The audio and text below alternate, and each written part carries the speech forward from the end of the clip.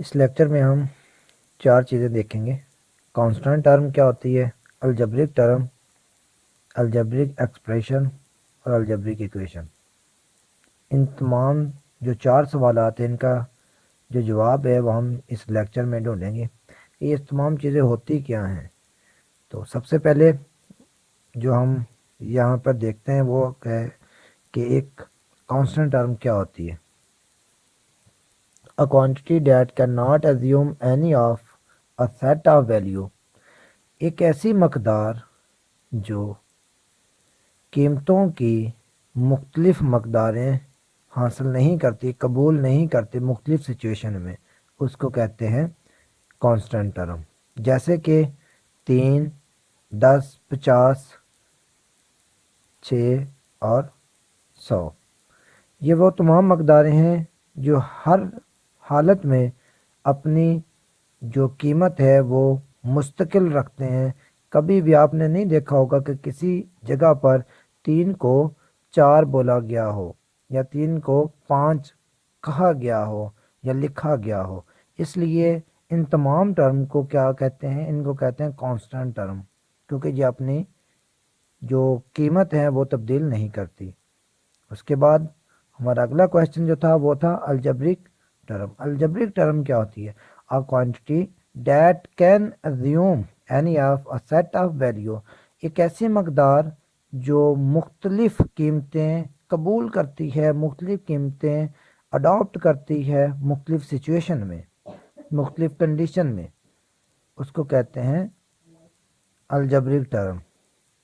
جیسے کہ حروف تہجی آپ لوگوں کے پاس ہے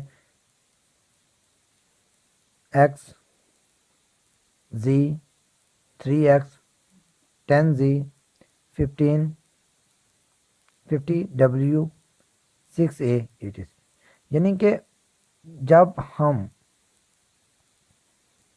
کوئی بھی ویریبل کسی بھی کانسٹنٹ ٹرم کے ساتھ انوالو کریں گے تو ہم حاصل کریں گے ایک الجبرک ٹرم۔ اس کے بعد جو ہمارا اگلا کویشچن تھا وہ تھا الجبرک ایکسپریشن، الجبرک ٹرم، اس کے بعد کانسٹنٹ ٹرم، الجبرک ٹرم، اور اس کے بعد اگلا کویشچن تھا ہمارا algebraic expression. When we involve arithmetic operation between constant and variable term we get algebraic expression۔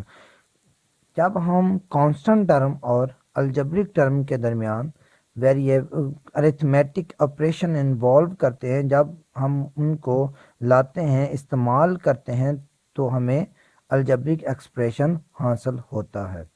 تو ارتھمیٹک آپریشن میں آپ کے پاس جمع، مائنس، تقسیم، ضرب، یہ تمام آپریشن آتے ہیں۔ تو ان تمام آپریشن کو جب ہم کانسٹنٹ ٹرم اور الجبرک ٹرم کے درمیان انوالو کرتے ہیں تو ہمیں الجبرک ایکسپریشن یعنی کہ الجبرک جملہ ایکسپریشن کو بولتے ہیں جملہ، تو ہمیں الجبرک جملہ حاصل ہوتا ہے۔ جیسے کہ 3 + x، 10 + z اور 15 + 3x، 6 - 10z، تو یہ سب ہمارے پاس کیا ہیں؟ ہمارے پاس یہ الجبرک جملے ہیں، الجبرک ایکسپریشن ہے۔